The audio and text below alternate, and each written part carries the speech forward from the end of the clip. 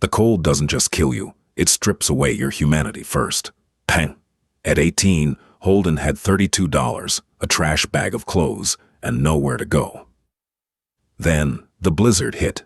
He didn't walk into the frozen woods to find a forgotten cabin. He walked in there to disappear. The system didn't spit Holden out. That would imply some kind of force, some kind of acknowledgement that he had been incited in the first place. Instead, the system simply let him slip through its fingers. He turned 18 on a Tuesday.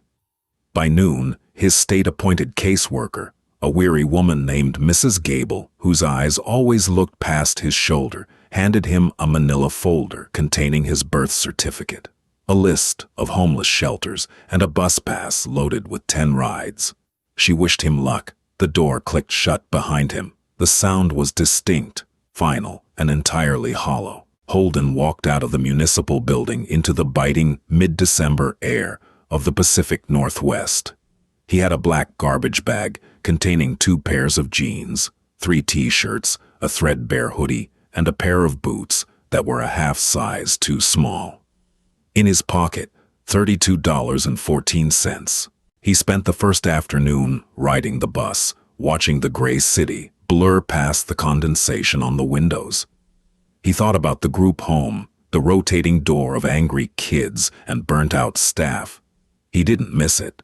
But as the sun began to dip behind the jagged tree line of the Cascades, casting long, bruised shadows across the pavement, a new, primal anxiety began to gnaw at his stomach. He was free. He was also entirely untethered. When the bus pass stopped working, he walked. The city lights flickered on, illuminating a world that had suddenly locked its doors to him. He tried a shelter downtown. A man at a folding table behind a chain-link fence told him they were at capacity, pointing vaguely toward a cluster of tents under the overpass. Holden took one look at the desperate, sunken faces hovering around a trash can fire and kept walking. He was 18, skinny, and terrified. He knew what happened to kids like him in the camps. They were currency. He kept moving. Motion was heat, and heat was life. The temperature dropped steadily, turning the afternoon slush into black ice. Holden pulled the hood of his sweatshirt up, wrapping his arms around his thin frame. The city slowly gave way to suburbs, and the suburbs thinned out into industrial parks. Around 11 p.m., the snow began to fall. It wasn't a gentle dusting. It was heavy, wet, and relentless. It fell in thick sheets, driven by a wind that felt like broken glass against his cheeks. Holden ducked under the awning of a closed gas station, his teeth chattering so violently it gave him a headache. He tried the door handle. Locked. He pounded a frozen fist against the glass, leaving a smudge of condensation. The security camera above him blinked its red, indifferent eye. A police cruiser rolled past slowly. Its brake lights flared. Holden didn't wait to see if the officer was coming to help or to arrest him for loitering. His history with badges was written entirely in bruises and handcuffs. He grabbed his trash bag and ran. He scrambled up the embankment behind the gas station, sliding in the wet snow, tearing his fingernails on buried roots. He crested the hill and found himself on the edge of the state forest, a sprawling, unregulated expanse of dense pines and steep ravines that swallowed hikers every summer. In the winter, it was a graveyard. Holden plunged into the trees. The wind died down slightly, blocked by the ancient trunks, but the cold deepened. It was a heavy, sinking cold that settled into his bones. His sneakers were soaked through. He couldn't feel his toes. Then, he couldn't feel his feet. He was walking on wooden blocks. Hours bled together. The woods were absolute black, save for the hypnotic, dizzying swirl of white flakes catching the faint ambient light of the distant city. Holden's breathing grew shallow. The initial sharp pain of the cold faded, replaced by a terrifying, heavy numbness. He stumbled over a buried log and fell face first into a snowdrift. He lay there for a moment. The snow was surprisingly soft. It felt like a mattress. A deep, warm exhaustion washed over him. His cynical brain, the part of him that had spent 18 years fighting for scraps, suddenly whispered that it was okay to just close his eyes. Just for 5 minutes, he thought. Just rest. Hypothermia is a gentle executioner. It convinces you that you are warm right before it shuts off your heart. Holden's eyes fluttered shut. Crack. The sound of a heavy branch snapping under the weight of the snow jerked him awake. He gasped, sucking in freezing air that burned his lungs. The survival instinct, battered but not dead, flared. He forced himself to his hands and knees. He looked up. Through the dense curtain of falling snow, a shape broke the natural chaos of the woods. Nature doesn't build in straight lines. It was 20 yards away, tucked against the side of a steep, rocky incline. A structure. Holden dragged himself forward. He abandoned his trash bag. He didn't care about the clothes anymore. He crawled the last 10 feet. It was a cabin. Small, maybe 10 by 15 feet. Built of heavy, dark timber that had long ago surrendered to moss and rot. The roof sagged heavily in the center. There were no windows, just a heavy plank door. He reached the porch, his frozen fingers scrabbling blindly against the wood. He found the iron latch. He pressed down. It didn't move. Rusted shut. Or frozen. Holden leaned his forehead against the rough wood of the door. He let out a dry, sobbing breath. To make it this far, to find a box in the middle of nowhere, only to die on the welcome mat. It was the perfect punchline to his miserable life. Anger, pure and white-hot, pierced through the hypothermic fog. He backed up. He couldn't feel his right shoulder, but he lowered it anyway. He threw his entire 85-pound frame against the door. The rusted latch shrieked. The wood splintered, and the door gave way. Holden spilled forward into the absolute darkness of the cabin, collapsing onto a floor of warped wooden boards. The smell hit him first. It was the scent of deep abandonment. Dust, dried pine needles, mouse droppings, and the sharp, metallic tang of old ash. Holden lay on the floor, panting. The wind howled outside, but inside the air was still. It was marginally warmer, just enough to bring the agony back to his extremities. His fingers and toes began to throb with a vicious, burning pain. As the blood struggled to circulate, he forced himself to sit up. His eyes adjusted to the gloom. The cabin was a single room. A rotting mattress lay in one corner, stripped to the springs. A wooden chair sat missing a leg. And there, against the far wall, was a rusted cast-iron wood stove. A stove meant a fire. A fire meant life. Holden crawled toward it. His hands were useless claws. He had to use the sides of his wrists to pry open the heavy iron door of the stove. It was full of old, gray ash. He patted his pockets in a panic. His fingers brushed against a cold, hard rectangle. His lighter, a cheap gas station plastic lighter he'd stolen months ago. He needed fuel. He looked around the dark room. There was no chopped wood. He dragged himself to the broken chair, stomped on the remaining legs until the dry, brittle wood snapped and gathered the splinters. He needed tinder. He frantically searched the cabin, opening a single, drooping drawer in a small table. Inside was a crumbling, yellowed almanac from 1994, mouse-chewed at the edges. Holden ripped a handful of pages out, crumpled them, and shoved them into the belly of the stove. He placed the smallest splinters of the chair on top. He grabbed the lighter. His thumb was completely numb. He couldn't feel the spark wheel. He pressed down and dragged his thumb back. Nothing. His hand was shaking too violently. "Come on," he whispered, his voice cracking. "Come on." He pressed the lighter between his palms, holding it like a prayer, using the friction to generate a tiny amount of warmth. He tried again. Click, a spark, but no flame. He gripped his right wrist with his left hand to steady the tremors. He pushed down with all his remaining strength. Flick. A tiny blue and yellow flame erupted. Holden gasped, thrusting it into the stove, holding it to the edge of the crumpled paper. The flame licked the dry paper, hesitated, and then caught. A bright orange glow illuminated the rusted interior of the stove. Holden fed at the chair splinters, watching as the fire grew. He slammed the iron door shut, leaving the vents open, and slumped against the side of the stove. Within minutes, the cast iron began to radiate heat. Holden wrapped his arms around the stovepipe, pressing his face dangerously close to the hot metal. The pain of the thaw was excruciating. It felt like someone was driving nails into his nail beds and setting his blood on fire. He gritted his teeth, tears of sheer physical agony streaming down his face, cutting through the grime on his cheeks. He survived the night. He didn't sleep. He spent the dark hours slowly dismantling the rest of the chair and then a set of rotting wooden shelves, feeding them into the stove piece by piece. When the morning light finally crept through the gaps in the warped roof, Holden took his first real look at his sanctuary. It wasn't a hunter's blind. It had been built with care once upon a time. The joints in the timber were expertly notched, but it had been left to rot for decades. The floorboards were bowed, the roof leaked a steady drip of snowmelt into a corner, and nature was slowly reclaiming the space. The fire was dying down to embers, and Holden was out of wood.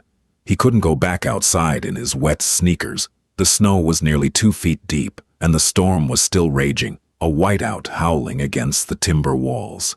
He needed more fuel. He looked at the floorboards. Some were loose, warped by moisture. He found an old, rusted iron fire poker leaning against the wall. He wedged the flattened tip of the poker under a floorboard near the bed frame and leaned his weight on it. The rusted nails groaned in protest. Holden pushed harder. With a loud crack, the board splintered and popped up. He knelt down, grabbing the jagged wood to wrench it free. He intended to break it over his knee and shove it into the stove, but as he pulled the board away, exposing the dark, dirt foundation beneath the cabin, he froze. He wasn't looking at dirt. Tucked neatly between the floor joists, resting on the frozen earth, was a large, heavy object, wrapped in thick, black oilcloth. It was bound tightly with nylon parachute cord. Holden stared at it. The instinct of a kid who grew up with nothing told him that hidden things were usually dangerous. Guns, drugs, stolen money, things people came looking for, things people killed over. But the dust on the oilcloth was thick. It had been undisturbed for years, maybe decades. He reached down into the cold cavity under the floor. The object was heavy, at least 40 pounds. It took both hands and a grunt of exertion to haul it up onto the cabin floor. He sat back on his heels, the dying fire popping softly behind him. He pulled his stolen lighter from his pocket and used the metal edge of the casing to saw frantically at the nylon cord. It snapped. Holden peeled back the stiff, freezing layers of oilcloth. Underneath was a military-grade waterproof Pelican case. It was scuffed and battered, bearing the scars of heavy travel, but the heavy-duty latches were intact. There was no lock, just 2 thick clasps. Holden placed his hands on the latches. His heart hammered against his ribs. He was 18, homeless, technically dead if he stepped outside, and entirely alone at the edge of the world. He flipped the latches open. They popped with a sharp, vacuum-sealed hiss. Holden lifted the heavy lid. What he saw inside didn't make him rich. But as he stared at the contents, the cynical, hardened shell he had spent his entire life building cracked right down the middle. What lay inside the box wouldn't buy him a house, but it was going to save his life. Holden expected stacks of $100 bills. He expected heavy gold coins, or perhaps a hidden stash of illegal narcotics that he could sell to a street-level dealer to buy a one-way ticket to somewhere warm. The hardened street kid in him demanded a payout. The reality of the heavy Pelican case was profoundly different, yet infinitely more valuable. Inside the dark, protective foam lining sat a perfectly organized grid of high-end survival gear. He stared at vacuum-sealed packages, high-calorie marine emergency rations, block after block of them. Beside them, Nestled in custom-cut foam was a heavy-duty, zero-degree mummy sleeping bag, compressed tightly into a waterproof stuff sack.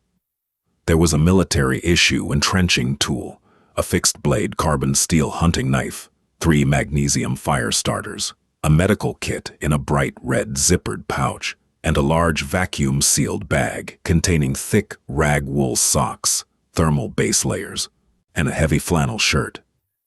He studied the ceramic water filtration pump tucked in the corner, a complex piece of engineering designed to turn stagnant puddle water into something drinkable. It was a promise of future sustainability, a tool that implied there would be a tomorrow worth hydrating for. No money, no escape ticket, just life boxed and waiting. Holden let out a sound that was half laugh, half sob. His hands shook violently as he tore into the vacuum-sealed clothing. The sharp hiss of air escaping the plastic sounded like a long-held breath finally released into the room. He stripped off his soaked, freezing hoodie and peeled away the wet cotton t-shirts that clung to his shivering torso like a second skin of ice.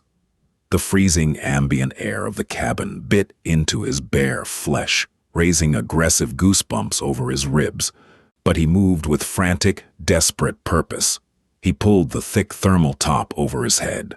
The immediate sensation of dry, insulating fabric against his chest was paralyzing. It didn't provide instant heat, but it immediately stopped the theft of what little core body heat he had left. He stripped out of his ruined sneakers and wet, heavy jeans, dragging the thick wool socks over his numb, white toes, then pulled on the dry thermal bottoms and the heavy flannel shirt. He sat back on his heels, breathing hard, vapor pluming from his lips.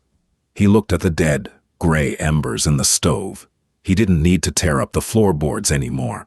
He reached into the case and pulled out one of the magnesium fire starters. He grabbed his stolen lighter, flicked it once to ignite the small flame, and held it to the edge of a new piece of crumpled paper from the almanac, dropping a few scraped shavings of magnesium onto it. The spark caught instantly, burning with a fierce, blinding white intensity. He fed it splinters from the broken chair. The fire roared back to life, casting dancing orange shadows against the timber walls. Holden pulled a block of the emergency rations from the case. The packaging was thick, impenetrable foil. He tore it open with his teeth. It tasted like dense, chalky vanilla shortbread, heavy with shortening, vitamins, and sugar. To a starving kid who hadn't eaten a real meal in 3 days, it was a Michelin star feast. He ate half the block in 4 massive bites, nearly choking on the dense crumbs, before forcing himself to swallow and chew slowly. He needed the calories to burn for heat, not to make his shrunken stomach sick. He unrolled the 0-degree sleeping bag. It lofted immediately, puffing up with trapped air, forming a thick cocoon of synthetic down. Holden dragged it close to the cast-iron wood stove, careful not to let the nylon shell touch the hot metal. For the first time since he had walked out of Mrs. Gable's sterile office, Holden felt the agonizing, suffocating grip of survival mode begin to loosen. He unzipped the heavy bag and slid inside. The technical fabric warmed almost instantly against his skin, reflecting his body heat back at him. The thick hood cinched securely around his face. He lay there, staring at the warped, water-stained wooden ceiling. The wind continued to batter the exterior of the cabin, a relentless, screaming physical force that shook the entire timber frame. But inside, enveloped in the heavy sleeping bag, listening to the steady crackle of the wood stove, Holden felt an entirely foreign sensation: safety. He closed his eyes, and this time, he wasn't freezing to death. He was simply falling asleep. He slept for 14 uninterrupted hours. When he finally woke, the fire had died to a dull, pulsing red glow, and the cabin air was freezing again. But Holden was incredibly warm inside the bag. He unzipped it reluctantly, the sharp, cold air stinging his nose. He fed the stove with the remaining pieces of the broken wooden shelves. He turned his attention back to the open pelican case. At the very bottom, hidden beneath the medical kit and the water filter, lay a heavy, leather-bound notebook. Holden picked it up, The leather was dry, stiff, and cracked at the spine. He opened the heavy cover. The pages were thick, lined, and filled with a neat to cramped cursive script written in black fountain ink. The date on the first page read, October 14th, 1992. I laid the foundation today. The first entry began. The ground is hard, but the ridge offers good drainage. If the world falls apart, or if the bank finally takes the house, this will be the anchor. I have to finish the roof before the first snow. I am building this for my son, though he doesn't know it yet. Maybe he will never need it. I pray he never needs it. Holden flipped carefully through the pages. The handwriting chronicled the painstaking construction of the cabin, the sourcing of the heavy timber, the complicated installation of the cast-iron stove. The man writing it was named Harrison. Harrison was a machinist by trade, a man deeply paranoid about the economy, the shifting government, and the sheer fragility of modern society. But beneath the layers of paranoia, the journal was saturated with a desperate, heavy love for a son named Luke. Holden kept reading. The detailed entries spanned years. July 1996. Packed the subfloor case today. High-grade gear. Cost me a month's wages, but you can't put a price on peace of mind. Luke graduated high school. We fought again. He says I'm crazy, living in the woods, hoarding supplies. He moved to Seattle. I hope he finds what he's looking for. The case stays under the floor, just in case. The final entry was dated November 3rd, 1999. My hands are failing me. The arthritis is too bad to chop wood. I can't make the hike up the ridge anymore. This will be my last trip to the cabin. The supplies are sealed. The roof is sound. If things go dark, Luke knows the coordinates. I leave this here for him, a father's final insurance policy. Holden stared at the yellowed page. The ink was faded to a soft gray. The man who wrote those words was almost certainly dead. His son, Luke, had never come looking for his inheritance. The world hadn't ended. The insurance policy had sat buried in the freezing dirt for over 2 decades, waiting in the dark for a crisis that never arrived. Until Holden stumbled through the door. Holden spent 3 days trapped inside the cabin. The blizzard raged relentlessly, burying the small structure under 3 feet of heavy snow. He strictly rationed the emergency food blocks. He drank melted snow, using the small metal cup from the survival kit to boil water on the flat top of the wood stove. He didn't tear up any more floorboards. Instead, he read Harrison's journal cover to cover. He read about how to properly chop firewood, how to track small game in the snow, how to patch a leaking roof with heated pine pitch, and how to maintain the flue of a cast-iron stove. The journal was a detailed manual for survival, written by a ghost. For 18 years, Holden had survived by taking what he could. He stole, he scrounged, he manipulated a broken system. He viewed the world as a hostile organism constantly trying to reject him. But here, in the freezing, absolute silence of the woods, a profound shift occurred. He hadn't stolen this life. It had been freely given to him, an anonymous, protective gift from a dead man to an absent son. Holden was a street kid, hard-edged and profoundly cynical, but he deeply understood the concept of debt. On the 4th day, the wind stopped howling. The sudden silence was deafening. Holden pushed the heavy plank door open, shoving against the snowdrift. The bright sunlight reflecting off the virgin snow was blinding. The woods were transformed into a glittering, pristine cathedral of ice and pine. He stepped out onto the porch, wearing the dry thermal clothes, his feet wrapped in layers of wool and shoved into his ruined boots. The air was frigid, but it was perfectly still. He had a choice. He could pack the expensive gear into his trash bag and hike back down the mountain. He could take the carbon steel knife, the sleeping bag, and the medical kit to a pawn shop in the city. He could get enough cash for a cheap bus ticket to California.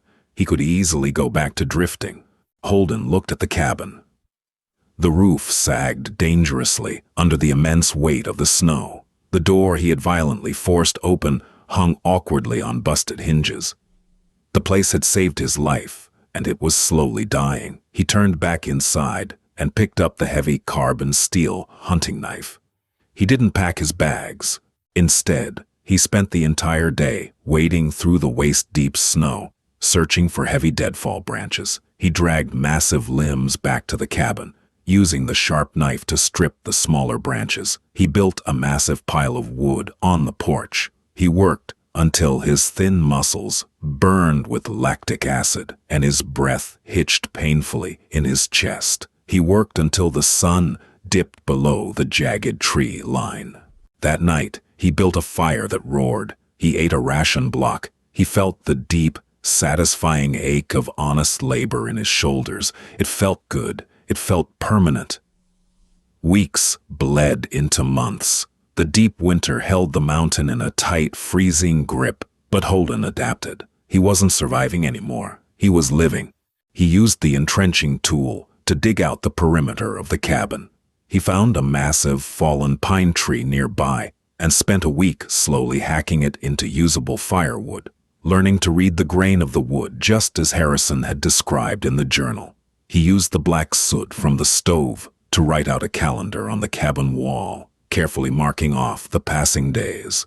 He learned how to sit in absolute silence. The constant, buzzing anxiety of the city, the deeply ingrained fear of being jumped, arrested, or starved faded away. He stopped looking over his shoulder. He started looking up at the canopy. He read the journal until he had the entries memorized. Harrison had written extensively about building strong foundations, not just in timber and stone, but in life. He wrote about personal responsibility, about the quiet dignity of self-reliance, about the immense strength required to stand alone. The words seeped into Holden's cynical brain, filling the vast, hollow spaces left by years of institutional neglect. He realized that Harrison hadn't just left behind a box of gear. He had left behind a father's guidance, and Holden, the boy with no father, soaked it up like cracked, dry earth taking in the rain. By late April, the snow finally began to melt. The relentless white gave way to patches of dark, wet earth. The stream rushing down the ridge began to roar with heavy runoff. The air smelled of damp mud and crushed pine needles. Small green shoots of western sword fern began to push bravely through the decaying layer of pine needles. The forest was waking up from its brutal hibernation, and Holden felt a mirroring thaw deep within his own chest.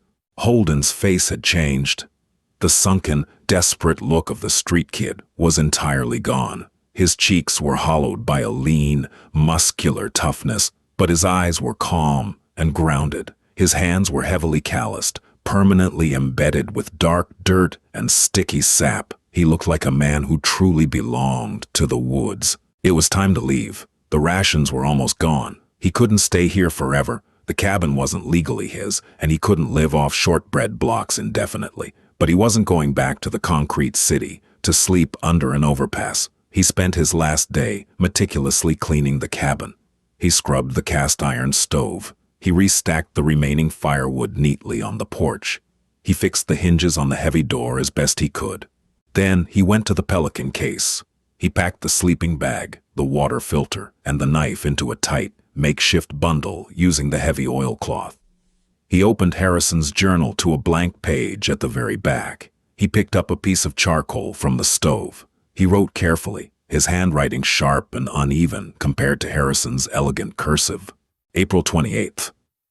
My name is Holden. I found this place when I had nothing left.